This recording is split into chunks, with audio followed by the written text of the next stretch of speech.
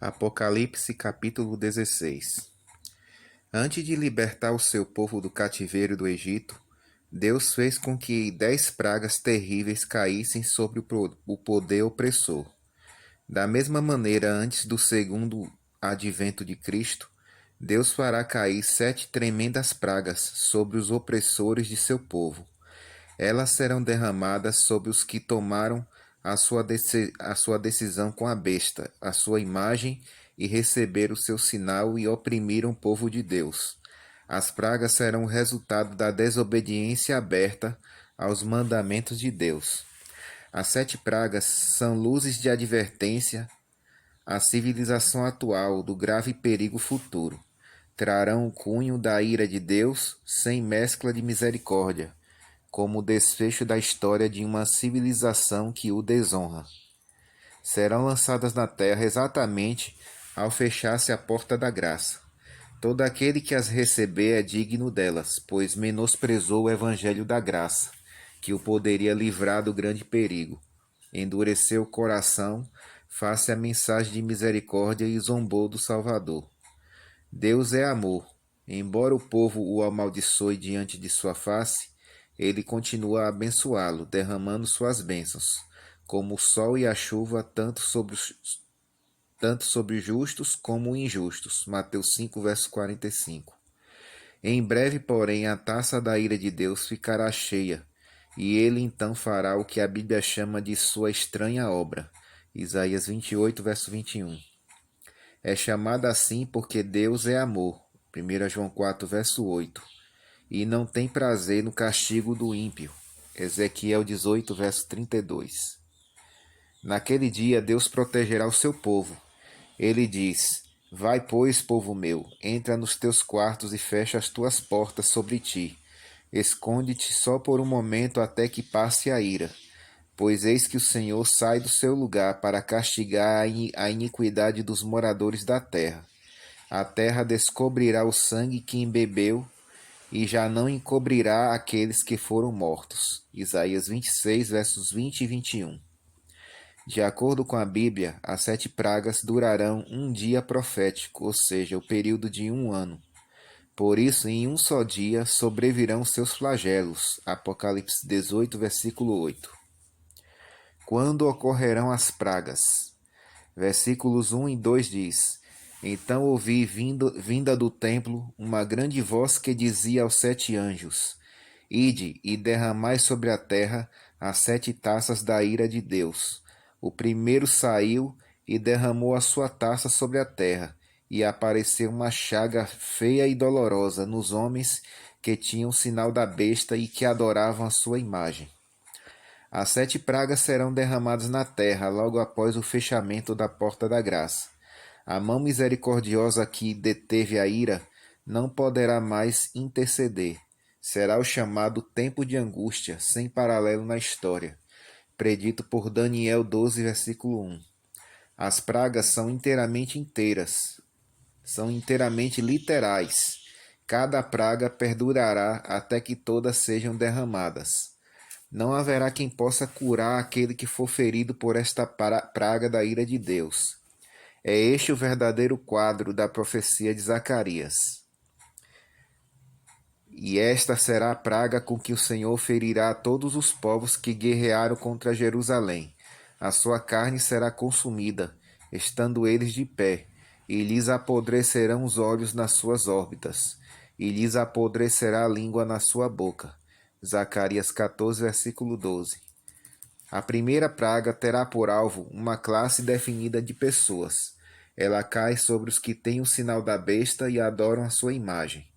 Assim, a primeira praga será uma resposta categórica aos pretensos teólogos que, cheios de prevenção e aversão à lei de Deus, ensinam o povo a guardar o domingo, um dia que foi estabelecido por um imperador romano, e a rejeitar abertamente o selo de Deus, o Santo Sábado.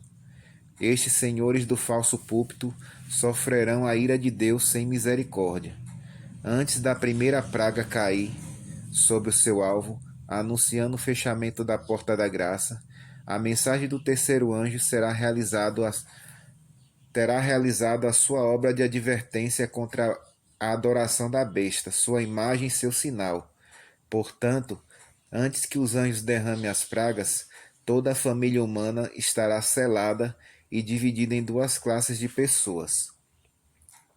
A primeira classe são os que guardam os mandamentos de Deus, Apocalipse 12:17. E a segunda classe são os que têm o sinal da besta, Apocalipse 14, versos 9 e 10.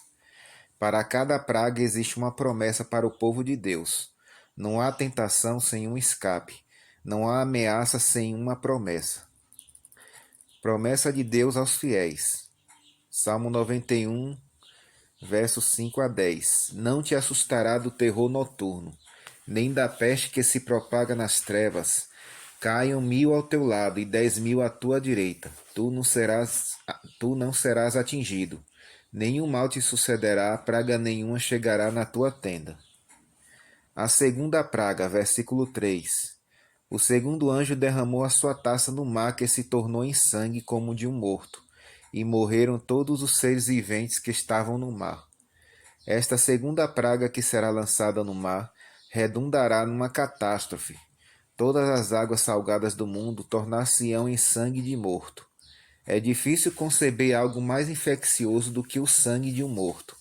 Após a morte, o sangue se transforma imediatamente. Basta dizer que todos os animais marinhos morrerão. Por certo, um odor repugnante inundará a terra, levado pelos ventos. Evidentemente, todo o tráfego internacional marítimo terá que ficar repentinamente paralisado. Terceira praga, versos 4 até o 7. O terceiro anjo derramou a sua taça nos rios e nas fontes das águas, e se tornaram em sangue. Então ouvi o anjo das águas dizer: Justo és tu, ó Senhor, que és e que eras, o santo, porque julgaste estas coisas. Porquanto derramaram o sangue de santos e de profetas, também tu lhe deste sangue a beber, são merecedores disto. E ouvi uma voz do altar responder: Na verdade, ó Senhor Deus Todo-Poderoso, verdadeiros e justos são os teus juízos. Os rios e as fontes das águas constituem o alvo da terceira praga.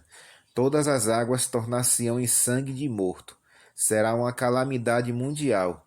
Os reservatórios não conterão água potável, mas apenas sangue como de um morto. Promessa de Deus aos fiéis. Deus assegura a proteção ao seu povo. Isaías 41:17 diz o seguinte: Os aflitos e necessitados buscam águas e não as há, e a sua língua se seca de sede. Mas eu, o Senhor, os ouvirei. Eu, o Deus de Israel, não os desampararei. Quarta praga. Versos 8 e 9 diz: O quarto anjo derramou a sua taça sobre o sol, e foi-lhe permitido que abrasasse os homens com fogo.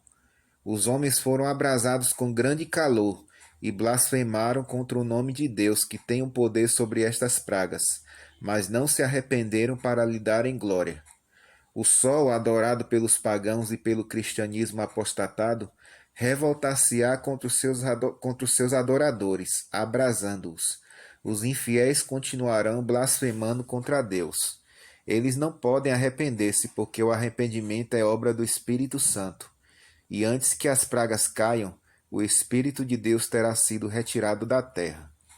Qual é a promessa de Deus aos fiéis Qual é a promessa de Deus aos fiéis? Isaías, Salmo 21, versos 5 e 6. O Senhor é quem te guarda. O Senhor é a tua sombra à tua direita. De dia não te molestará o sol, nem de noite a lua. Quinta praga, versos 10 e 11. O quinto anjo derramou a sua taça sobre o trono da besta, e o seu reino se fez tenebroso.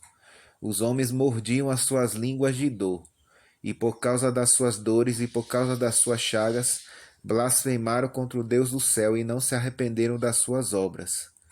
O objetivo desta quinta praga é o trono da besta.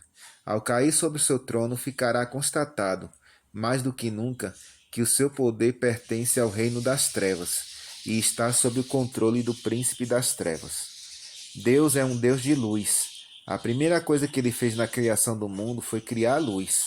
Ele disse: haja luz. Jesus disse: eu sou a luz do mundo. Há uma semelhança entre estas pragas e as pragas que caíram no Egito. foram juízos de Deus que caíam sobre um pequeno país, enquanto as 7 últimas pragas afetam o mundo inteiro. Qual é a promessa de Deus aos fiéis diante desta quinta praga? Malaquias 4:2. Mas para vós outros que temeis o meu nome, nascerá o sol da justiça, trazendo salvação nas suas asas. Quando o Egito estava em trevas, havia luz nas habitações dos israelitas. Deus não deixará o seu povo na escuridão. Sexta praga, verso 12. O sexto anjo derramou a sua taça sobre o grande rio Eufrates, e a sua água secou-se, para que se preparasse o caminho dos reis do Oriente. Por ocasião da queda da Babilônia literal, foi secando as águas do Eufrates que Ciro teve acesso à cidade. Quando a Babilônia espiritual cair, as águas, que em profecia quer dizer povos, multidões, nações e línguas, vão secar. Hoje, multidões enormes apoiam a Babilônia. A Babilônia moderna, profética, confia no seu Eufrates, o apoio da população mundial, de maneira tão ingênua quanto a antiga Babilônia confiou no seu Eufrates. Este apoio vai secar. Verso 16. O verso 16 do Apocalipse 17 diz que os chifres, as nações de todo o mundo, se voltarão contra a meretriz. Milhões e milhões de pessoas ao redor do mundo vão de repente perceber a hipocrisia de seus líderes espirituais e terão repugnância do clero, em quem depositaram sua confiança. Elas ficarão desiludidas e retirarão o apoio que deram ao falso sistema religioso conhecido como Babilônia. Contrafações de Satanás. Versos 13 e 14. Então vi 3 espíritos imundos, semelhante a rãs, saírem da boca do dragão, da boca da besta e da boca do falso profeta. São espíritos de demônios que operam sinais e vão ao encontro dos reis de todo o mundo, a fim de congregá-los para a batalha, naquele grande dia do Deus Todo-Poderoso. O livro do Apocalipse fala sobre 3 anjos de Deus que proclamam uma mensagem ao mundo. Isso está em Apocalipse capítulo 14. Os 3 espíritos imundos de Satanás proclamam uma falsa mensagem ao mundo. A Trindade, o Pai, o Filho e o Espírito Santo, é imitada pelo dragão, a besta e o falso profeta, formando uma falsa e demoníaca trindade. Deus tem um trono, e o Apocalipse fala sobre o trono da besta. No Calvário, Jesus recebeu uma ferida mortal e ressuscitou. A besta recebe uma ferida mortal e é curada. Deus promete selar-nos com o selo de Deus. Satanás oferece o sinal da besta. Batalha final que precede a volta de Jesus. Versos 15 e 16 diz: Eis que venho como ladrão. Bem-aventurado aquele que vigia e guarda as suas vestes, para não andar nu, e não se veja a sua vergonha. Então congregaram os reis no lugar em que em hebraico se chama Armagedon. Armagedon é uma das mais importantes encruzilhadas do mundo, fica no Vale de Megido. Essa região, conhecida como Armagedon, é o ponto de encontro de 3 continentes. Uma estrada vai para o Egito e a África, outra leva para a Europa e uma terceira leva para a Ásia. Foi ali que as rivalidades dos grandes poderes mundiais colidiram. Ali foi o campo de batalha onde os maiores conflitos entre Israel e seus inimigos ocorreram. O Armagedon é um símbolo da última grande batalha que ocorrerá na Terra. Será muito mais do que uma ação militar em algum ponto do Oriente Médio. Será uma luta universal liderada por demônios, os quais reunirão todas as nações e as levarão a guerrear contra Deus. Será a última parte da grande controvérsia, iniciada há muito tempo atrás por Lúcifer, e todos nós estaremos envolvidos. Assim como não houve neutros nos dias de Noé, tampouco haverá neutros neste conflito. O Armagedon será, na verdade, uma luta entre o diabo e as nações ímpias de um lado, e Deus e seu povo do outro. A batalha do grande dia de Deus Todo-Poderoso terá fim, não pela supremacia de uma nação sobre outra, ou de um grupo de nações sobre o outro, mas pelo súbito aparecimento de Jesus Cristo ao vir em grande poder e glória. Os ímpios fugirão aterrorizados. Quando os santos que dormem forem despertados para a imortalidade, e os santos vivos tomados para encontrar o Senhor nos ares, os ímpios que recusaram a salvação fugirão aterrorizados, tão somente para serem destruídos com o resplendor da sua vinda. 2 Tessalonicenses 2, versículo 8. Que cena! Vitória para os santos e tragédia para os pecadores intransigentes. Qual é a promessa de Deus? Ser fiel até o fim e dar-te-ei a coroa da vida. Apocalipse 2, versículo 10. Sétima praga, versículos 17 até o 20. Até o 21. O sétimo anjo derramou a sua taça no ar e saiu grande voz no templo do céu do trono, dizendo: Está feito. E houve relâmpagos, vozes, trovões e um grande terremoto como nunca tinha havido, desde que há homem sobre a terra. Tal foi o terremoto forte e grande. A grande cidade fendeu-se em 3 partes, e as cidades das nações caíram. Deus se lembrou da grande Babilônia, para lhe dar o cálice do vinho da indignação da sua ira. Todas as ilhas fugiram e os montes não mais se acharam.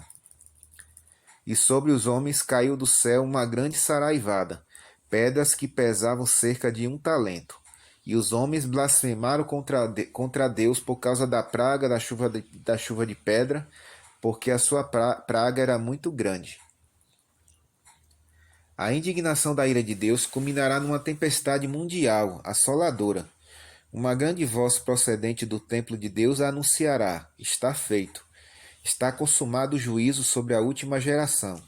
Um horrível quadro se vê na terra. Multidões estão cobertas de chagas. As águas se tornaram em sangue.